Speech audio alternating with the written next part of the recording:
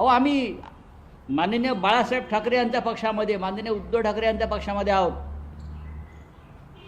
तुमचे रंग आधी पहा, नक्की तुमचा कोणता रंग आहे. तुम्हाला दाऊद इब्राहिमचा हिरवा रंग लागलेला आहे आणि हे तुम्ही वक्फवर बोलताय. तुम्हाला दाऊद इब्राहिमचा, आणि मी प्रफुल्ल पटेलला सांगतो माझा नादाला लागू नको, नागडा करीन. तिथे भाजपच्या लोकांना चमचेगिरी करून दाखवत होते काल. त्यांच्या अशा घाण दळभद्रांच्या तोंडाला लागणं म्हणजे महाराष्ट्राचा अपमान. हे शत्रू आहेत महाराष्ट्राचे. कशाला उगाचच तुम्ही प्रफुल्ल पटेल यांच्याविषयी आम्ही नमस्कार करतो, पण काल त्यांनी अगदी जणू काय मी आकाशातून निष्ठेचा एक मूर्तिमंत पुतळा पडलेलो आहे खाली, फार मोठा राष्ट्रभक्त आहे अशा पद्धतीनं. बघा त्यांची जर मी इतिहास काढायला लागलो सगळा, त्यांना महाराष्ट्र सोडून जावं लागेल, मी आत्ता सांगतो. आणि हे लोक देवेंद्रजीच्या बाजूला बसणार. काय लेवल आहे का फडणवीसांची. हे लोक मोदी, अमित शहा त्याला कायम वाकलेले लोक, हे त्यांना पाठीचा कणा नाही. हे आमच्या महाराष्ट्राचं नेतृत्व या संसदेमध्ये करतायत भंपक लोक. आणि भारतीय जनता पक्षाचे लोक अशा लोकांना खांद्यावर काय भाजपने सुद्धा स्वतःची लायकी त्याच्यात दाखवून दिलेली. हे प्रफुल्ल पटेल सारखा दाऊद इब्राहिमचा आरोप आम्ही नाही केला, हा देशाच्या प्रधानमंत्र्यांनी केला. कुछ लोग मिर्ची का व्यवहार करते हैं, कुछ लोग मिर्ची से व्यवहार करते हैं. हे भंडाऱ्यातून कोण बोललं, कुठला मिर्ची, कोणाविषयी बोलले. ईडीचं केस पहा, तपासा, नंतर तुम्ही भाजपमध्ये जाऊन त्यांचे बूट चाटून त्यांची चाटुगिरी करून हे आरोप धुवून काढण्याचा प्रयत्न केला.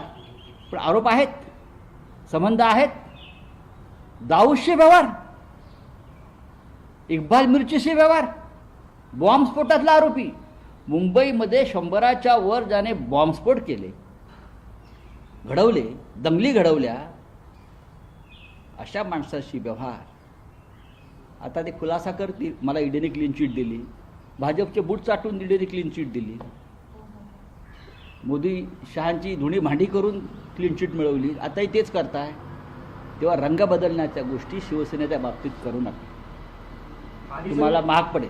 चला पुढे, पुढला प्रश्न. शरद पवार कालच्या याच्यात गैरहजर होते. सभामध्ये वक्फ पास झाला, ज्या प्रकाराने आरोप प्रत्यारोप केले गेले, आरोप प्रत्यारोप म्हणजे हे दाऊदच्या हस्तक आरोप प्रत्यारोप करत होते. असे खूप लोक आहेत, भ्रष्ट लोक, सगळे दुनियाभरातले भ्रष्टाचारी भाजपात घेऊन बहुमत मिळवलेलं आहे. भ्रष्टाचारांचं बहुमत आहे हो, आणि आमची लढाई भ्रष्टाचाराविरुद्धच आहे. या सगळ्या वक्फच्या जमिनी ज्या आहेत 2 लाख कोटीच्या, या भविष्यामध्ये कोणाच्या घशात जात आहे बघा.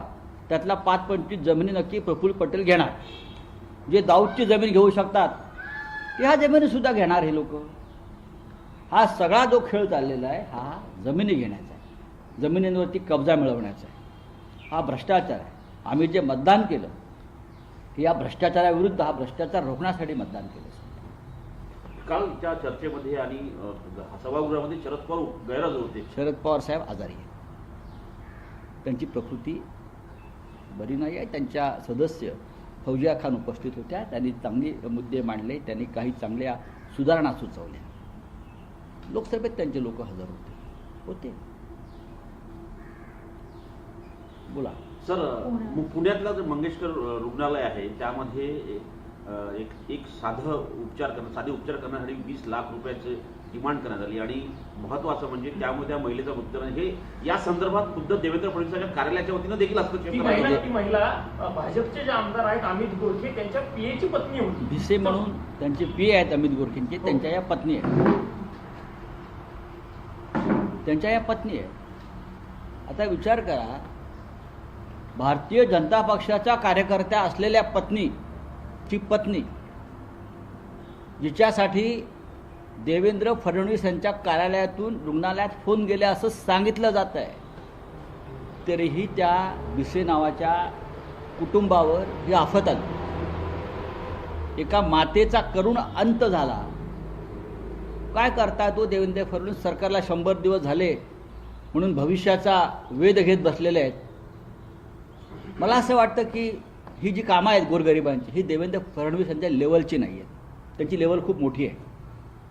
गोरगरीब मध्यमवर्गीय यांची कामं तडफडून मरतायत, शेतकरी तडफडून मरतायत, गरीब ही मंडळी, योजना कागदावर आहे तो.